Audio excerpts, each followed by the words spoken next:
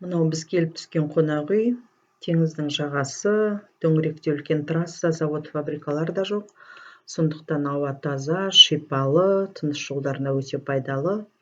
5 жұлдызды өз қаймақ инжекум деп аталады. Қаймақ деп қазақта сүттің бетіне жиналған майлы ең маңызды қабатын айтады. Соған орай қаймақ сөзі таңдаулысы, бетке ұстары дегенде мағына береді. Түрік тілі қазақ тілімен туыс тіл болғандықтан өз қаймақ деген жер атауы ең таңдаулысы, жақсысы, қаймағының нағыз өзі деген мағына беріп тұрған шығар деп түсіндік. Келіп орналасқан қонақ үй өзімізге ұнады. Келген кезде балкон теңізге шығатын бөлме алғымыз келген. Сұрап көріп едік, қосымша $50 төлеңіз деді, сосын жарайды деп алмай қоя салдық. Бірақ алған бөлмеміздің де балконнан көрінетін көрініс жаман емес, есік алдына қарап тұрады. Ол жақты да сосын түсірем. Холда мынандай кішігірім кафе бар, кофейнялар да жеткілікті. Жолдаманың ішіне бәр кіретін түрін алсаңыз, үш уақыт тамақпен қоса 24 сағат осының бәрін қолданасыз, тегін. Бұрын Стамбулдан басқа Кемерде, Бодрумда болған, осы жолы Анталия жақты көрейік деп Түркияның осы жағына келіп қалдық. Жақсы демалыс болатын сияқты, ұнап жатыр. Енді путевка қанша болғанын білгісі келетіндер де бар шығар. 2 адамға $2500 болды. Ол теңгеге шаққанда 1.100.000 шамасы. Ішіне ары бері ұшақ билеті, Анталия аэропортынан қарсы алып осында жеткізу құны, жатын орын, тамағы, пляжы кіреді. Қайтарда аэропортқа апару да осының ішінде. Ойын залдары, сауна, массаж дегендер ақылы, үлкендерге де, балаларға да. Қосымша ұйымдастырылатын саяхаттарға шығам, киім-кешек, сувенир алам десеңіз, оған бөлек ақша алып шығасыз. Түркияда демалу құны аса өзгермеген сияқты. Осының алдында Кемерге, Бодрумға келгенде де шамамен осындай ақша болған. Айдана сияқты шампунь, гель, душқа арналған гель, лосьон деген бәрін арқалап келмей-ақ. Кішкентай бутылочкаларға құйып әкелсе де болады. Немесе осы қонақ үйдікін қолданса да болады. Бұның бәрі жүк артық. Орыс тілді канал. Орыс тілді екінші канал. Үшінші орысша канал.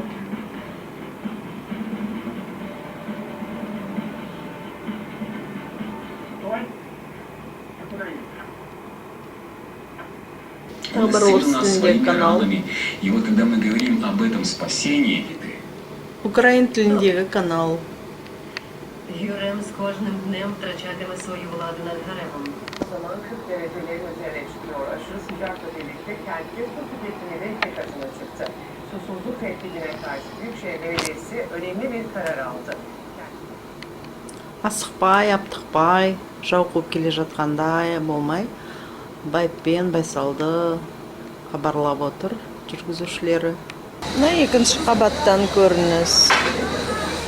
Өте әдемі отырғызылған ағаштар.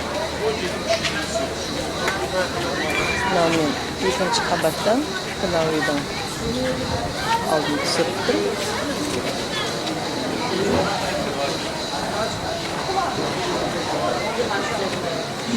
Мына жерде кішкентай дүкен, адамдар керек жарақтарын сатып алатын.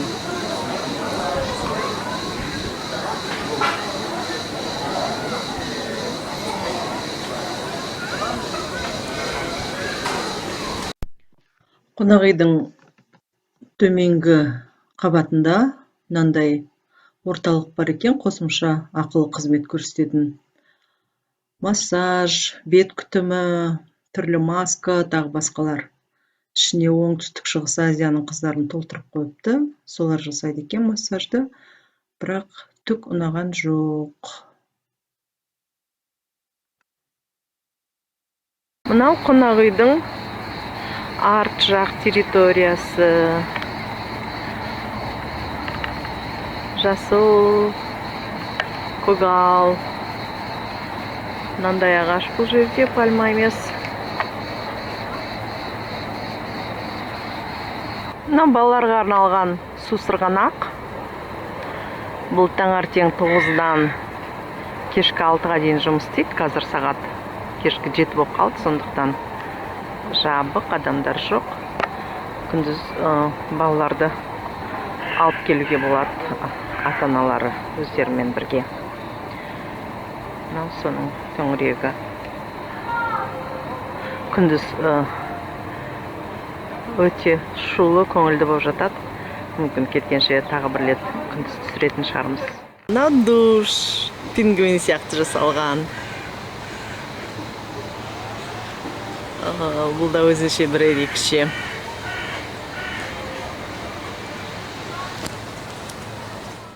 Кешкі тамақ кешкі 9-ға дейін созылады. Адамдар 9-ға дейін осында ресторанда отырып, далада іште тамақ ішуге болады. Мынау ресторанда отырған адамдар. Жайнап тұрған әдемі көрініс. Мынау біздің қонақ үйіміздің кешкі бейнесі.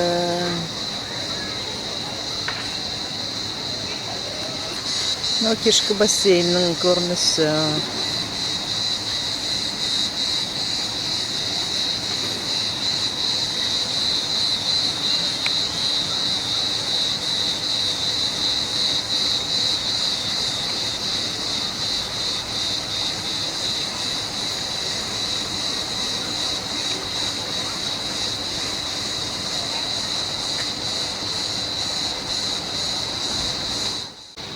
Мынау екінші бассейн. Демалушылардың бәрі кешкі тамақта болғандықтан әзір ешкім жоқ.